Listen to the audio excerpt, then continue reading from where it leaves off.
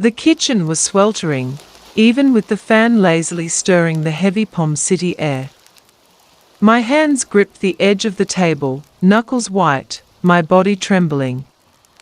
Behind me, Don pressed closer, his hands holding me steady, his hips urgent and impossibly large.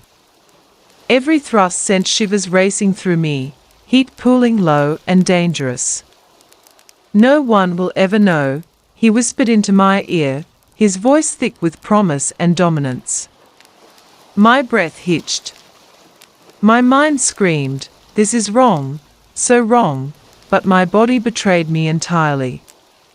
I arched back against him, the table cold under my palms, my own moans betraying how desperately I wanted him. How did I end up here?" I gasped, voice trembling with equal parts guilt and lust. With my neighbor's big black cob buried inside me, while my husband is away. He chuckled low, brushing a damp strand of hair from my neck, his other hand gripping my waist firmly. "Because you wanted this," he murmured. "You've wanted it all along, Naomi." My chest heaved, every nerve alive, every thought consumed by the dangerous pleasure coursing through me.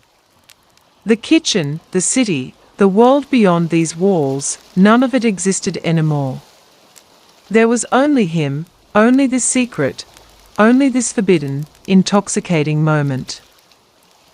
I never thought kindness could feel so dangerous until I met him. Mr. Don Curry, my neighbor, the man everyone in our compound trusted and admired, was always there with a helping hand, a warm smile, and the kind of presence that made you feel seen. I had lived in the city all my life, married for over a decade, and yet, one encounter with him changed everything.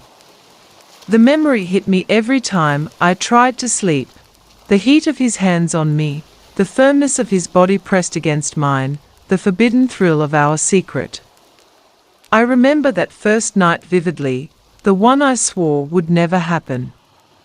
My husband was away, doing his late shift downtown. The house felt lonely, quiet, and heavy with the oppressive city heat. I was in the kitchen, preparing some tea, the soft hum of the fridge and the distant sound of children laughing in the street my only company. And then, he knocked. Don. With a casual smile, pretending nothing was amiss. "Hey Naomi, thought I'd check on you. The heat can get rough, eh?" I smiled, grateful for the company, oblivious to the storm brewing beneath the surface. He carried a basket of fruit, ripe and fragrant, plucked fresh from the market. "Thought you and the kids might enjoy some," he said, handing it to me. I set it on the counter, our hands brushing. A spark. I felt it immediately, the kind of electricity you read about but never experience. His eyes lingered, not with malice, but with an intensity that made my pulse stutter. "You don't mind if I stay a bit?" he asked. "Of course not," I said, my voice trembling without realizing it. We talked for a while. About the neighborhood, about life, about my husband and his work. Everything seemed so ordinary, until it wasn't. He leaned closer under the pretense of pointing out a bruise on one of the mangoes, and his hand brushed mine in a way that lingered, subtle but deliberate. My heart thudded, my breath caught, and I pulled away slightly, pretending to adjust the fruit basket. But he didn't let go. Not entirely. And then he whispered, "You've been looking lonely lately." I laughed nervously. "It's just the heat, and the kids being noisy." "No," he said softly, his voice dropping, low and intimate. "It's more than that. You're craving something." I froze. The words were impossible to ignore, and a flush spread over my skin. How could he know? I had never told anyone. Not my husband, not a friend. And yet here he was, standing so close, reading me like an open book. Before I could protest, his hand slid up my arm, warm and firm. I felt a shiver run through me, the kind I hadn't felt in years. My rational mind screamed, "Stop, this is wrong, he's your neighbor, he's married, you're married," but my body betrayed me entirely. He leaned closer, his lips brushing my ear. "I've wanted this," he murmured. "Ever since I noticed you watching me from your window, that day you smiled and waved." My breath hitched. My pulse raced. My cheeks burned. "Don, we can't." His lips met mine before I could finish, soft at first, teasing, testing, then demanding. I tried to pull back, but the warmth of his chest pressed against me, and the firmness of his hands on my hips held me still. Every nerve in my body was alert, buzzing with a dangerous mixture of fear, desire, and excitement. The first time we made love, it was urgent, hurried, and reckless. The kitchen was dim, the blinds drawn, the ceiling fan lazily stirring the hot air.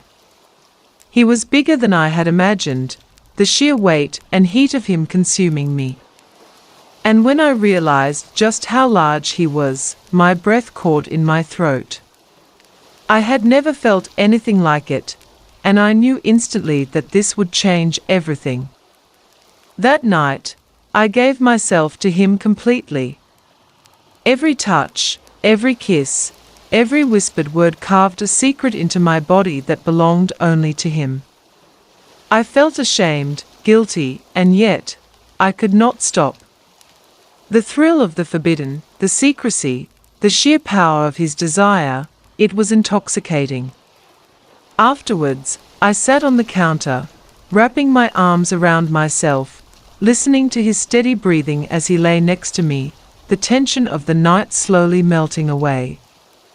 "This is our secret," he said softly. "No one can know. Not your husband. Not the neighbors. Only us." I nodded, my heart still racing. I knew then that my life had changed forever. Days turned into weeks, and our encounters became routine, hidden in the cracks of my everyday life. Don's kindness became a tool, a way to stay close to me, to maintain my trust while seducing me further. He would offer to carry my groceries, fix a broken tap, or help with school fees. Every act of generosity was a calculated touch point, an excuse to brush against my hand, to linger in my presence, to draw me into his orbit. I found myself craving him. Watching the door, listening for his footsteps, waiting for any excuse to see him. The secrecy, the danger, the thrill of being caught, it was addictive. One afternoon, my husband had gone to visit a friend across town. Don popped by to check on some repairs at the house. I tried to act natural, smiling and chatting as he moved around the kitchen, pretending to hammer a loose cupboard door. But every brush of his arm, every close step, made my pulse spike. "Do you want some water?" he asked, handing me a glass. Our fingers brushed, and I felt the familiar shiver. "You're very careful," I whispered. He smirked, leaning closer. "Careful enough to not get caught," he murmured, and in that instant, I realized I wanted to be caught. I wanted to surrender entirely, to let him consume me despite the consequences. And so it continued. Late nights, stolen moments, secret touches that escalated into full encounters in empty rooms, behind closed doors, even in the car parked just under the house. Each time, the risk made everything hotter. I could hear my husband's distant laughter sometimes, or the faint sounds of neighbors, and the thrill of secrecy sharpened my senses. Don was patient, dominant when needed, and astonishingly skilled. Every encounter was a lesson in pleasure, a revelation of my own desires. He knew exactly how to touch me, how to whisper, how to make me moan without ever letting me feel safe or secure, and that was precisely what I craved. The shock of his sighs never faded. Even after weeks of secret encounters, the first touch, the first press against me, still made me gasp and tremble. It was impossible to ignore, impossible to resist. He had a way of making me feel both cherished and owned, guilty yet fulfilled, ashamed and yet alive in a way I had never known. Our affair grew, hidden in plain sight. Don's kindness kept him close, giving him reasons to be in my house, to carry a package, to lend a hand. Each act of generosity carried a hidden agenda, a subtle promise that I could not see through until I was already too deep. Then came the moment of revelation. I had begun to piece together the pattern. Every gift, every favor, every small act of helpfulness was designed to put him in my orbit, to make me dependent on him, to make me notice him in ways I never noticed other men. His kindness had never been purely altruistic. It had been seductive, strategic, a slow and deliberate seduction dressed as generosity. I felt a mixture of betrayal and understanding. Betrayed that he had manipulated me, but understanding that I had wanted it as much as he had. I had desired him, craved him, and yet I had been blind to the method he used to ensnare me. The danger only made it more exciting. The fact that my husband, my family, the neighbors, none of them knew, and the thought of them walking in at any moment added an electric edge to every encounter. I was caught in a web of lust, secrecy, and power, and there was no turning back. I remember one afternoon sitting on my porch, the sun setting over the city, thinking about how my life had changed.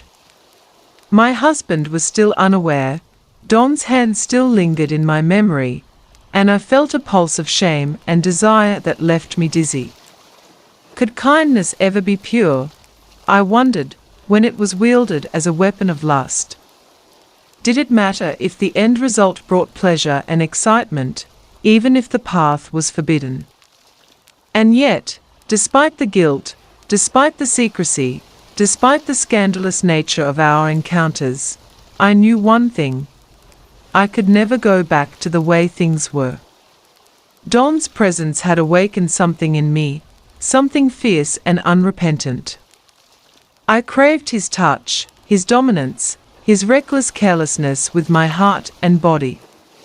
I was addicted, and I knew it. Even now, years later, I remember the first touch, the first kiss, the first time his body claimed mine in my own kitchen.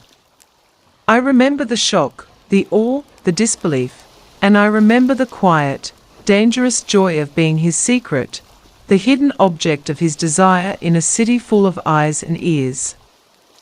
The city was a city of noise, of heat, of life that never stopped.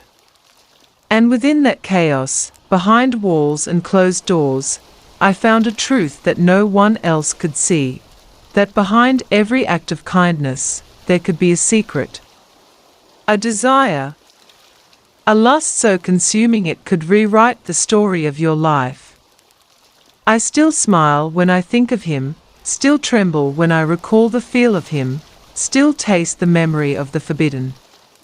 And I know, deep down, that my life, and my pleasure, will never be the same.